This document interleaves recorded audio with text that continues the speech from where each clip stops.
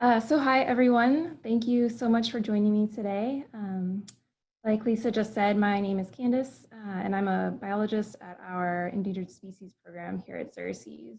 And today I'm just going to be presenting on fireflies. I'll be covering some basic life history and background information on fireflies and talking about some of the threats that they face.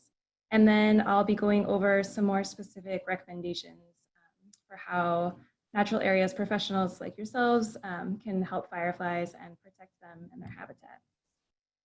So I'm going to go ahead and dive into fireflies. And bear with me if some of this is a review of things you already know, but I always like to kind of start off with an overview of what fireflies are. So fireflies, which are also called lightning bugs or glowworms, are not flies and they're not worms and they're not bugs. They are, in fact, beetles. And so they are distinguished by having this first pair of wings really hardened and thickened, like you can see in this photo here. And these four wings really serve as a protective shield for the more delicate wings underneath. And those are the ones that they use to fly with. So fireflies are a really widespread group. They're actually found on every continent except Antarctica. It's kind of easy to think of fireflies as maybe just a couple different species, but we actually have about 170 different described species in the US and Canada.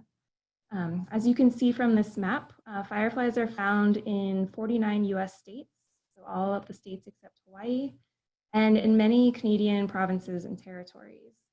So we don't really know the full extent of these declines, especially here in the US and Canada, but we do have some ideas about what might be driving declines, or at least potential declines.